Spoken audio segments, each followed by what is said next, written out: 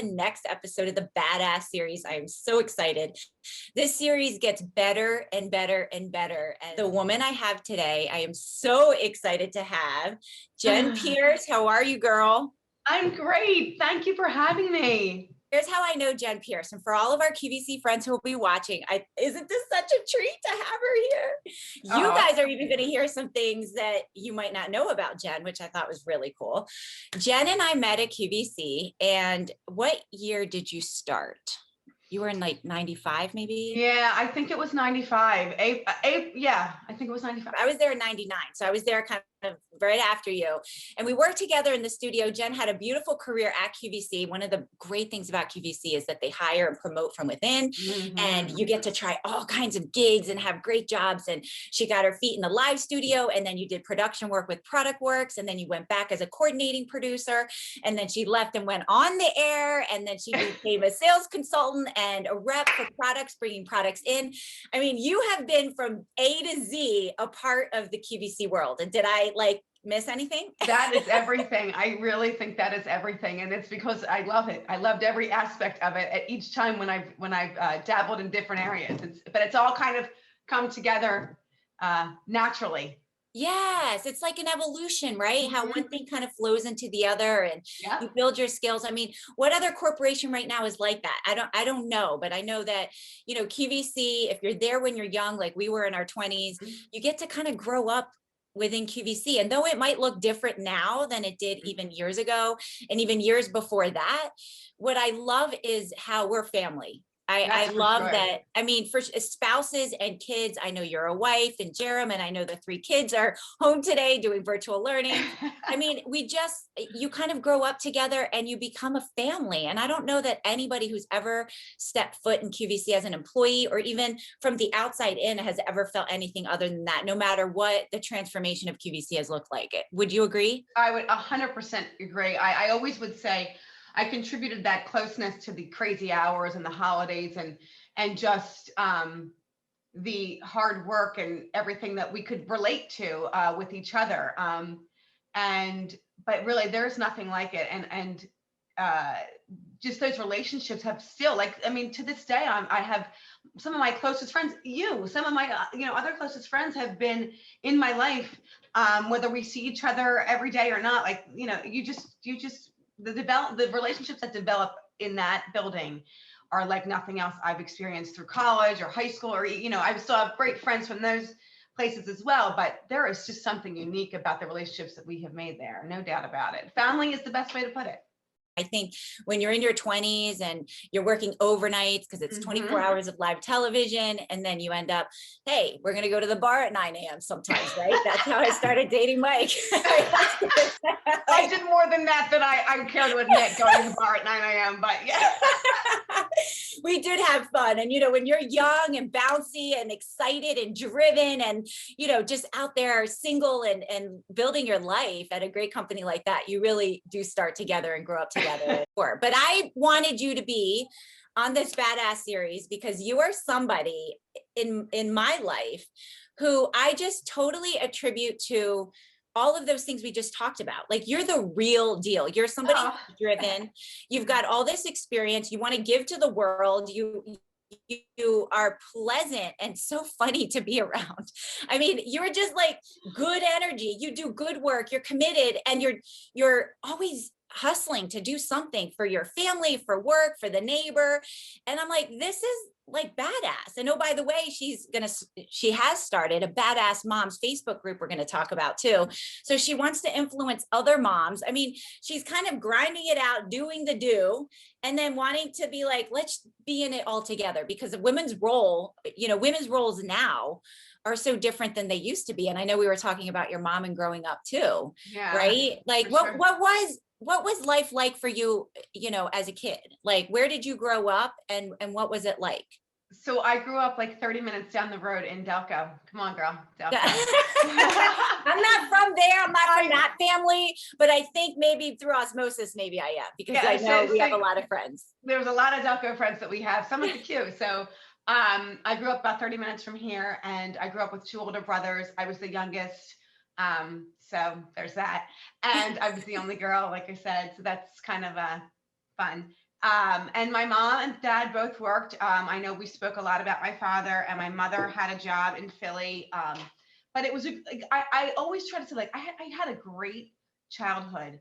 And obviously, that is largely because of my mom and dad who are, uh, they're hustlers, and they were always on the go, and kind of created an atmosphere of you could do anything. And I really, it's funny being a mom now and just trying, you really know what your parents were going through now. Like, when you're young, you don't see, like, my mom always had dinner on the table, even though she worked, there was always clean clothes. There was always a packed fridge.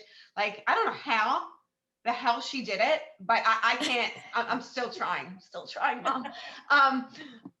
But it was a great, I grew up with a lot of great friends. It was a great neighborhood. And, I watched my parents make things happen. And looking back now as a mom of three, that was like so inspiring to me. Like, even like, I just don't know how they made it look so effortless. I know your dad was a huge influence on you, and he was an entrepreneur. Gosh, am I bummed I've never met this man. Like, I mean, he is a dear, and I know you've lost him recently, and it broke my heart, because I was like, this guy is like a hero to me. Every time I talk to you about him, I was like, oh my God, he's just like that. Well, you tell me about him. Tell me about your dad. What was his influence on you? I said I wasn't going to cry, so it's okay, because I will too, and I say it each time. I got mine. So yeah, we lost him about 3 weeks ago, and he, it's funny because, looking back of how he was like with us, he was such an influence, like not just on the kids, but like on hundreds of people around him. He was a football coach at Malvern Prep for 30 years. He did so much in our community here in Westchester with St. Max and St. Simon and Jude and all those places. But more importantly, he was just one of those guys that wanted to help everybody. Huge entrepreneur.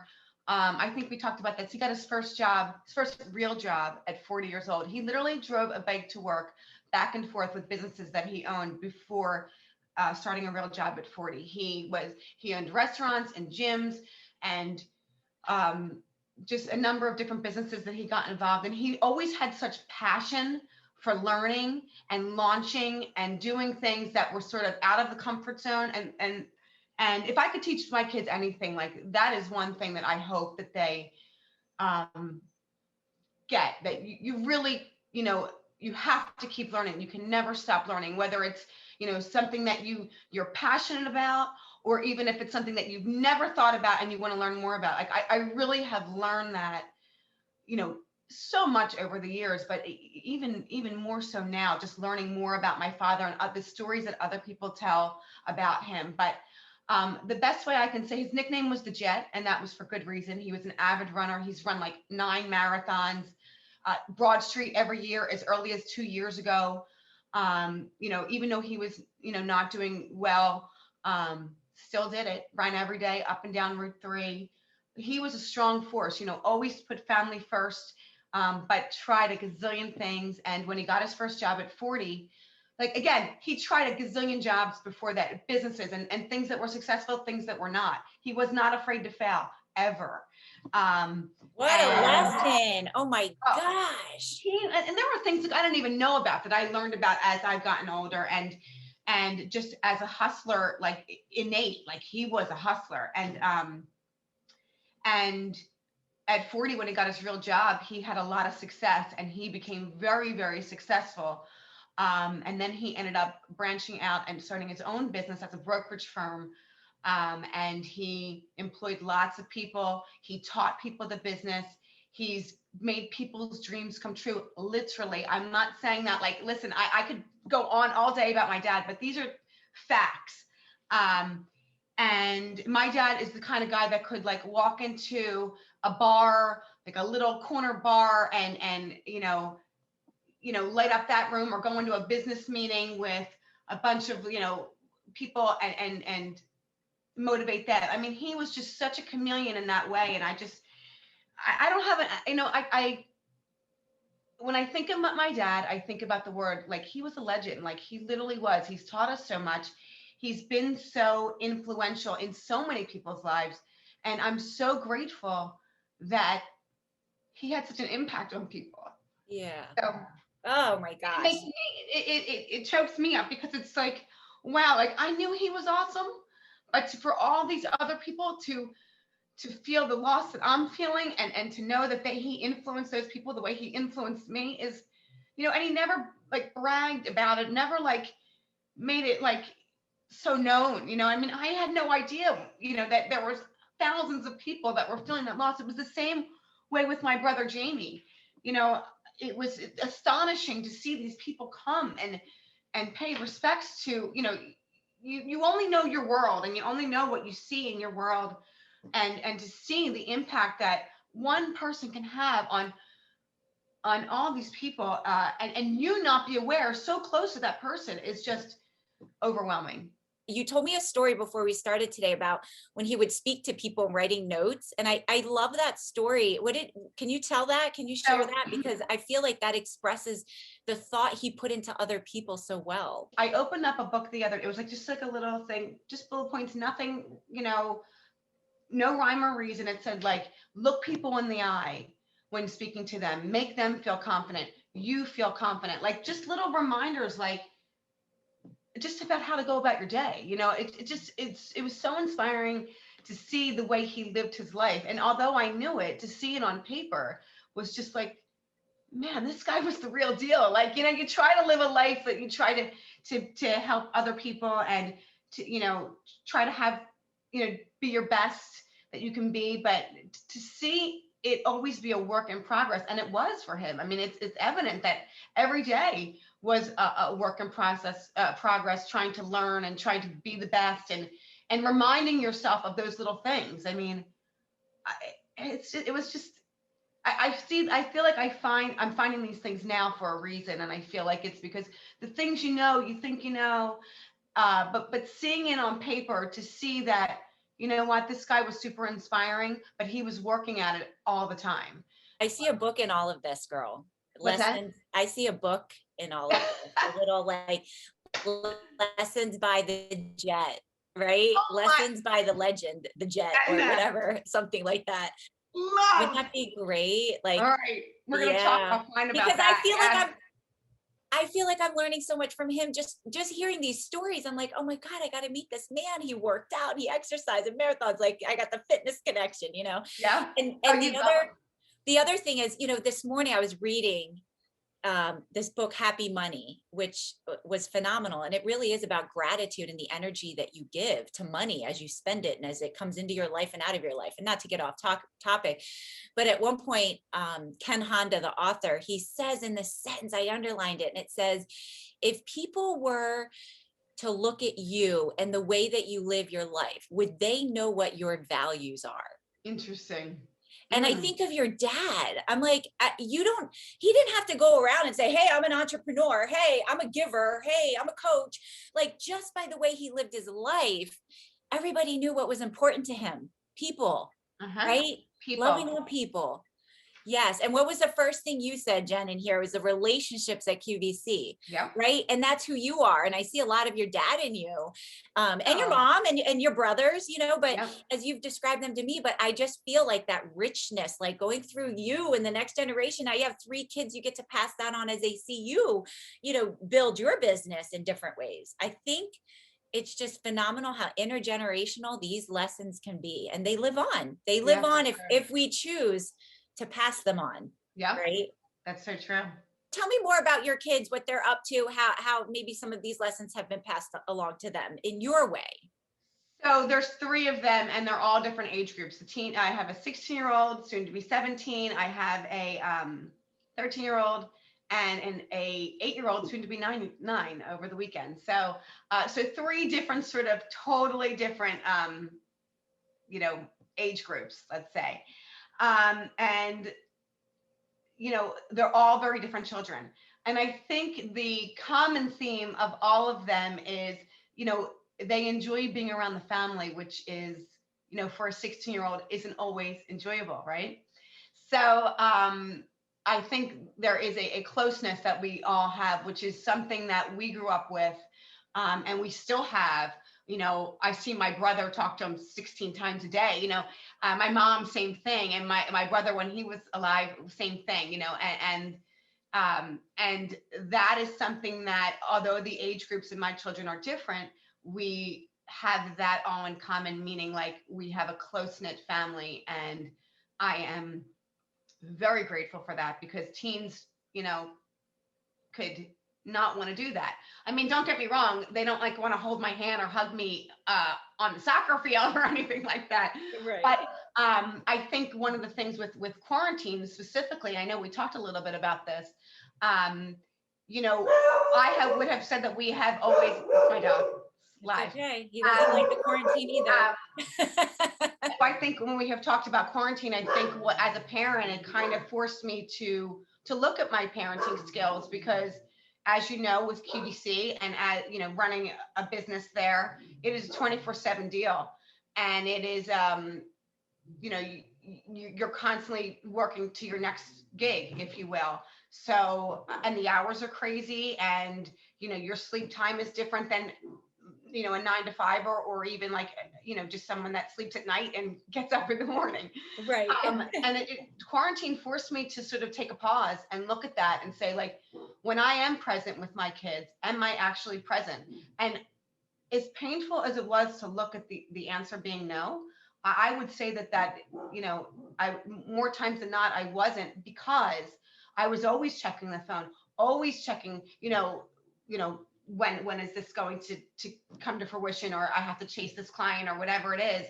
And, or I have an airing at 3 o'clock in the morning. I have to go to bed at 7 o'clock. I have to go to bed. I have to go to bed. And then like, you don't go to bed, but you continually think I have to go to bed while you're being with your children. So I think largely the quarantine has taught me to sort of be present with the kids, because I was with my kids, but I wasn't with my kids. You know, I was worried and looking for, you know, my head was somewhere else. So if I could say anything about quarantine and this time that has been so painful and hard for so many people, that is the one silver lining I will say, is that it forced me to be present, and sort of, I always say, Control Alt Delete on life. Like, we're going to start. This is what we're going to do. We're going to talk. We're not going to have this in our hand all day. And there is still a lot of this in the hand. It's not just that, but I'm saying it's like the conversations are authentic and real, and, you know, there's not a distraction, or like, oh my gosh, I have to go to bed, or oh my God, I have to be at work at 3 o'clock in the morning. There wasn't that. So as much as I missed the work, it gave me the opportunity to sort of sit back, take a breath, and kind of reevaluate, which, you know, for someone like me, I don't like to sit back and take a breath. I like to go. So it was not an easy adjustment right away, but it was a gift. It really is. And these opportunities, you know, we can look at it as it's all bad, or we can look for the opportunity in a curveball that comes, you know, at us. And I think, you know, especially as moms and as women and even men, when we all had to come home and work from home, and we're doing all the projects we're doing, and then throw in virtual learning. So now you've got to like man computers and Zoom links and homework in a different way. I just remember kicking and screaming last spring with my son. And at one point, I was like, I threw my own he was in second grade at the time, second grade temper tantrum. You know, I was just like, I don't want to be your teacher. And he's like, I don't want you to be my teacher. Like, but we have to hand this in. And I remember pushing, like trying to force like something to be in a situation that had never been. And it was just like, wait a minute, like, hold up. My kid's not supposed to be at home at the time in the dining room doing schoolwork and learning. And I'm not supposed to be here manning everything that's going on. So why don't we cut ourselves some slack and like, just breathe. Maybe it all won't get done. You know, some of that won't get done. On the flip side, like you said, there was more of a slowing down. There were a lot more things I wasn't doing that I was starting to do. I'll never forget a kickball game in the backyard with the 2 kids and Mike. And we were like, we're going outside to play kickball. And I still talk about the kickball game. It was the most basic thing in the backyard. They talk about it. It was because we weren't doing it, that they remember it. They just remember me like, oh my God, I'm on a call. Can you be quiet? Or hurry up. Oh, wait, how was school? Okay. And then you quick go to the next thing. And I'm with you on the whole slowing down. And I think for many of us, especially if you're connected to QVC, we know it was really nice to be home and make dinner for your family and be together on the couch just watching a movie because there was nowhere else to be or go, right? I know, we were similar in some of those examples we were talking about. So what do you think is going to happen as we start opening up? Because I can check myself too and say, don't go back to those old behaviors. I know. Well, that'll be interesting. I think with what we do with QVC, I think one of the things that we all can relate to is that every person that I think I have ever come in contact with, I don't know, if you feel the same, but we all share that same passion for business. And if it's just that same sort of, feeling about working for a place that we love. And so I'm hoping that I can take these lessons that I've learned and kind of adapt to the new norm and whatever that looks like. And I'm hopeful that I can, I think this last year with everything that has happened, I feel like there's no chance I feel like I won't feel grateful for having those moments. And if maybe I get caught up, and I think, listen, we're going to get caught up in life. I mean, how it goes. I mean, you think, something will stick forever. Like, will I take time to sit down with my kids? I want to say, yes, I will. I really do. And I think I will. But what I will say is I know for sure that if I am not, I will know I'm not. Where before this, I didn't know I wasn't. I didn't know that I wasn't with my kids. I just thought, I'm sitting down at the table with my kids. I don't care that I'm like this. I'm with my kids. But I wasn't. So I think if nothing else, I will know when I am not doing the things that I have learned over this year, for sure. Oh my gosh, Jenn, that is like so big. Seriously, because it's like the awareness of it. We're not on autopilot anymore, thinking we're doing something. Now we know we've been on the other side. We know what that looks like. I think that's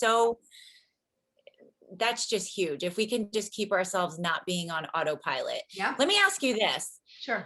You work all hours of the day and you have for so many years. Did you ever get burned out, or what do you do to recover? Oh, no, never. Yes. I have been burned out, and and there are times when it's just, thank God I have a really good support system. My husband, my parents,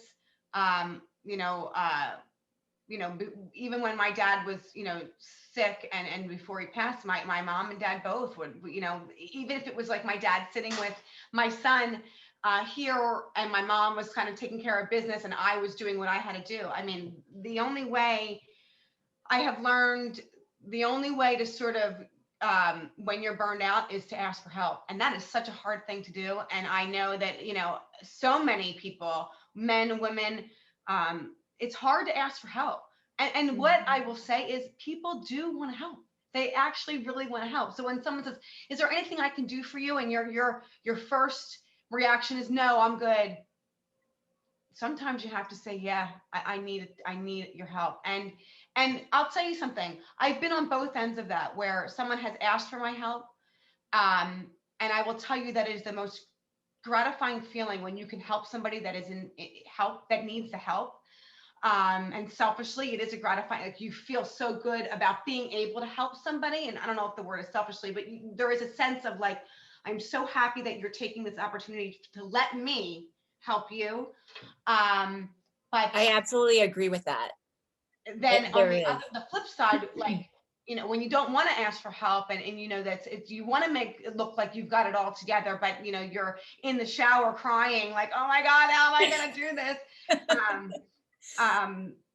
Getting that help from somebody is like, you know what, like, it's okay. So totally cool for, like, if someone says, listen, let me take your kids for an hour, just go do what you have to do. And you say yes to that, and you get that breather. It is like wow, that wasn't so hard after all. Like someone's, it's a win-win. And I think, it's a hard thing as a mom to say, like, listen, I'm overwhelmed, man, and I can't get my shit together, and I need you to help me, and when it happens, it's like, all right, not so bad. Like, there are people there, the tribe. It takes a tribe, Yeah. it takes a Yeah. village, Yeah. and it's so true. But the only way to take advantage of that village is if you say yes to it, and it's real easy to say no. It's so funny because I just got a visual of you when you were pregnant at QVC in your little high heels with your little belly bump. You never knew she was pregnant till she faced you, but she was always wearing those heels. I did wear the stilettos, girl. I never took those Those things off. That's all I had. It was it. I was pregnant everywhere, face, the whole thing, but those stilettos stayed. I think that's fantastic. I was just thinking of giving, and for some reason that image came up to me because you were still always laughing. What can I do for you? What can I do for you? What do you got? And telling a story, and always making fun of yourself along the way. Like, it's just, I think it's you always make people so at ease, Jenn. And I think that is also what makes the Badass Moms group really amazing. I laugh hysterically at the things that you and everybody else post in that group. There are some funny moms in that group. Tell me more, or tell everybody about the Badass Moms group and what you're looking to build with that. So interestingly enough, the Badass Moms kind of grew like out of a rainy Sunday morning in March 2018. I just was like sitting on my couch and I was like, you know what? Like, I want to post an update on my main page, but like, I don't know who could take it the wrong way or whatever. So I'm like, there needs to be like a community of moms, because I'm looking at like 7 piles of laundry and I'm in my pajamas on the couch. It was like one of those moments where I needed a break, like Yes. overwhelming moments. It was one of those where you got burnt. I was burnt out. And I was just kind of like, I'm going to create a group. And I did. And man, the ladies are just amazing. It grew organically. It is a private group. The only way to get in is be invited by somebody who's already in. And the content is really driven by all of us, all of the BAMs. And everybody keeps it clean. It's not political. It's just light and fun. And as it evolved, it was, really important to me to create a community where it was resourceful, but also fun. And also to do good things. And those things, I have tons of things going on up here that I plan to do. One of them being a Master Moms sort of live chat that is in the works. In fact, that was not even, I can't take credit for that. It was born from another BAM that kind of approached me about it, and I thought it was fabulous. And it's, what I have seen and what I've learned from this is that people want to be part of something. And there are so many smart women out there, moms, that have great ideas. So people send me things and ideas and funny things. And it's just a community that, ultimately, if it makes you smile, then I've done my job. And that's really what I wanted to create. Hopefully down the line, we'll be able to do some more community type things to help small businesses or mom organizations to help others.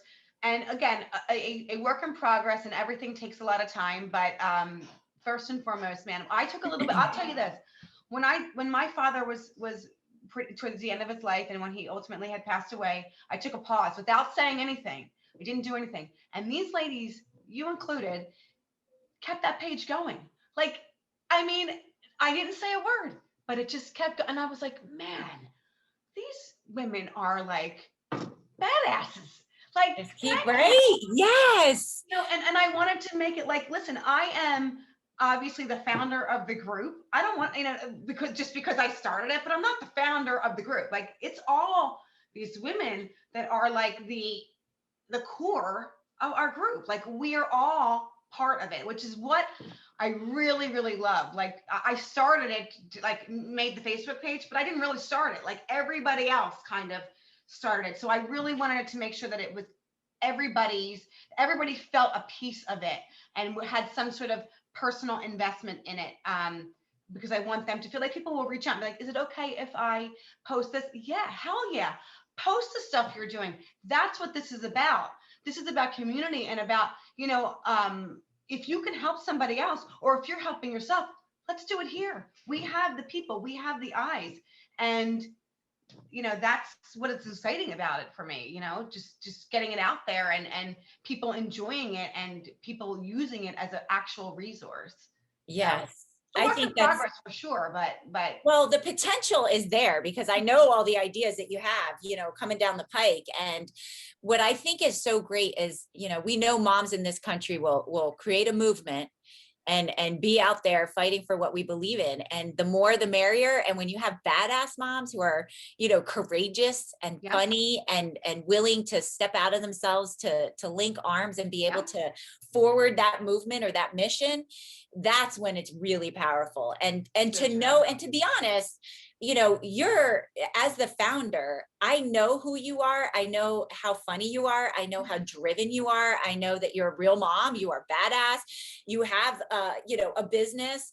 You're doing all of the things. And I'm like, well, if she's leading the way and wants to be in a group, I know there's going to be more of that, sprinkled out to everybody else who's there. And that's exactly what gets attracted. That's exactly what comes right back into the group as you describe it. Sometimes I sit back and I'm like, rolling at like some meme that somebody put up there or some picture they took in their house. And I'm just like, that's so real. And it allows us to be more authentically who we are, even while we're doing our business, and I think sometimes for moms, and I dealt with this, like you're supposed to look a certain way, or you're supposed to speak, or you're supposed to show up a certain way.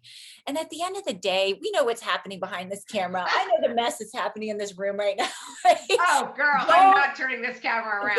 Oof, oof. Don't move the camera. Don't open the door. I can only move both ways because I can't let you see.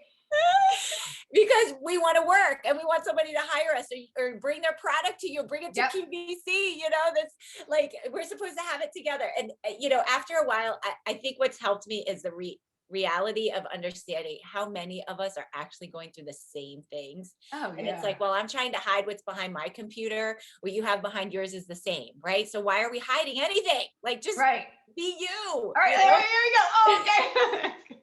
There's a quote one time too a meme I think I saw one time that said, sometimes I'm badass or something to that effect. I amaze myself. That's what it was. Sometimes I amaze myself, and other times I put the keys in the refrigerator. Like, and